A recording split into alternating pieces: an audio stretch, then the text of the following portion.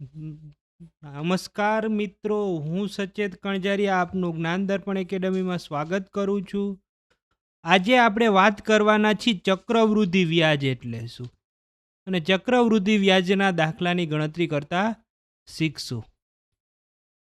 તો રકમ આપેલી છે કે ₹10,000 પર 10% વાર્ષિક દરે 2 વર્ષનું ચક્રવૃદ્ધિ વ્યાજ શોધો.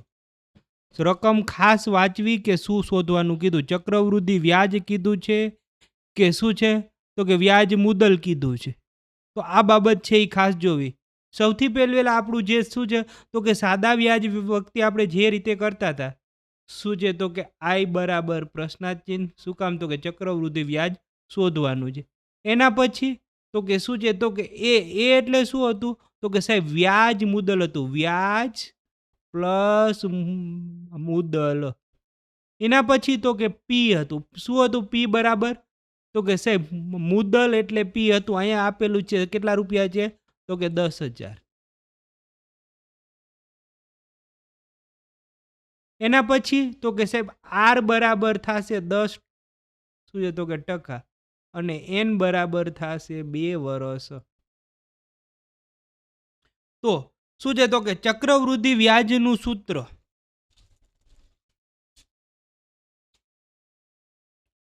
શું થશે તો કે આઈ બરાબર પી આર એન છેદમાં 100. આ થાય ચક્રવૃદ્ધિ વ્યાજનું સૂત્ર? ના સાહેબ, આ ચક્રવૃદ્ધિ વ્યાજનું સૂત્ર નથી. આ સાદા વ્યાજનું સૂત્ર છે.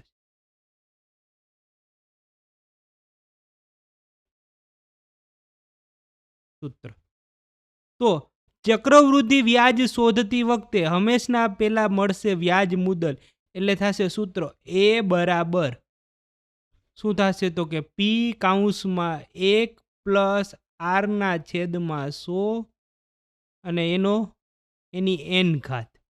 આ આખો કાઉન્સ છે. તો આ છે એ શું છે તો કે વ્યાજ મુદલનું સૂત્ર છે. ખાસ ધ્યાનમાં આપવું બાળકો.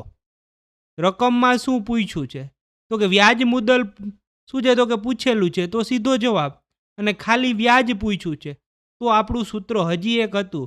શું હતું તો કે એ બરાબર શું થશે તો કે આઈ પ્લસ પી. અહીંયા આ જ સૂત્ર અહીંયા. પછી એમાં શું છે તો કે રકમ મૂકશું અને કરશું એટલે સીધો જવાબ મળશે. હવે તો કે શું આપેલું છે તો કે સાહેબ પી બરાબર 10,000 કાઉન્સના કાઉન્સ શું થશે 1 પ્લસ આરની કિંમત કેટલી આપી છે તો કે 10/100 અને એની એન ઘાત. એન ઘાત એટલે કેટલી થશે તો કે 2 ઘાત. હવે તો કે શું છે તો કે છેદ સરખા કરવા પડે સરવાળો કરવા માટે. તો અહીંયા 100 છે, અહીંયા કાંઈ ના હોય તો શું હોય બાળકો? 1 હોય. હવે અહીં 100 કરવા માટે શું કરવું પડશે? 100 થી ગુણાકાર. તો ઉપર પણ શું થશે તો કે 100 થી ગુણાકાર. એટલે શું થશે તો કે 10,000 એમને કાઉન્સમાં શું થશે તો કે 100/100 પ્લસ 10/100 અને એની કેટલી ઘાત? 2 ઘાત. તો હવે આનો સરવાળો કરો. શું છે તો કે થઈ ગયા આપણે શું છે તો કે છેદ સરખા. તો કેટલી વખત લખાય છેદ તો કે સાહેબ 1 વખત લખાય.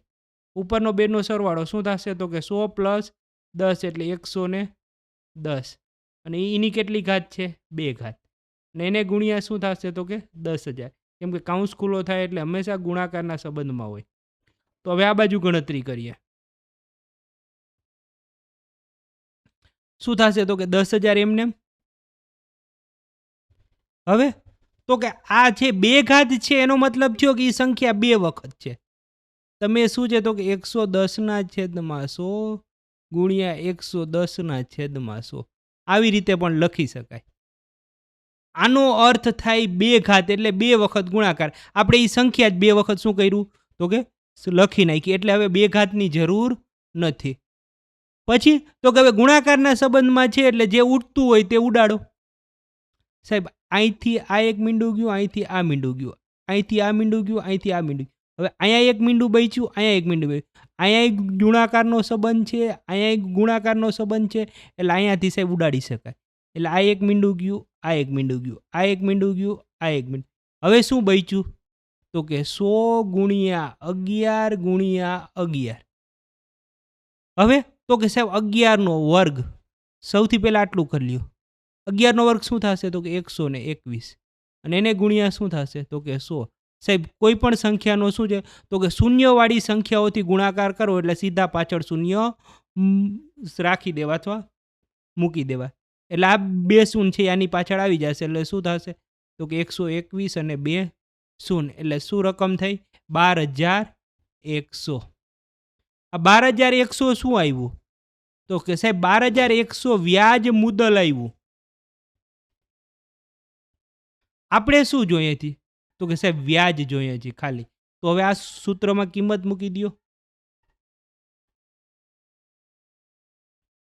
તો એની ગણતરી અહીંયા આટલામાં કરું છું બાળકો, ખાસ ધ્યાન આપજો. શું થશે આપણું સૂત્ર? તો કે એ બરાબર આઈ પ્લસ પી. હવે તો કે શું છે? તો કે એની રકમ મળી ગઈ. કેટલી મળી? 12,100. એના બરાબર આઈ શોધવાનો છે. આપણે શું છે? તો કે પી ની રકમ આપેલી કેટલી છે? તો કે 10,000. હવે તો કે આ પ્લસ 10,000 છે, બરાબરની સામે જશે તો સાહેબ માઇનસ. તો કે 12,100 એમાંથી માઇનસ 10,000 એના બરાબર આઈ. તો હવે તો કે 12,100 માંથી 10,000 બાદ કરશું એટલે વધશે કેટલા? તો કે 2,100 એના બરાબર આઈ. એટલે આ આપણો જવાબ. શું મળશે જવાબ? તો કે આઈ બરાબર 2,100. અહીં લખી દઉં છું બાળકો જવાબ. આઈ બરાબર 2,100. આ આપણો જવાબ મળી ગયો. અહીંયા શોધ્યું છે ચક્રવૃદ્ધિ વ્યાજ શોધો એટલા માટે. જો વ્યાજ મુદ્દલ કીધી હોય તો સીધો આ તમારો જવાબ આવે બાળકો. તો હવે આગળના દાખલા શું છે? તો કે જોઈએ.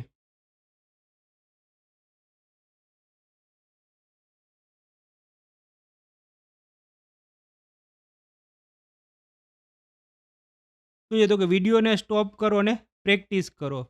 શું છે? તો કે જવાબ નીચે આપેલા છે.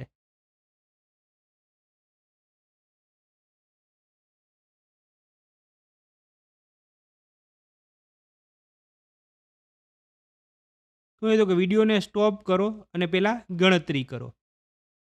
જવાબ નીચે આપેલા છે.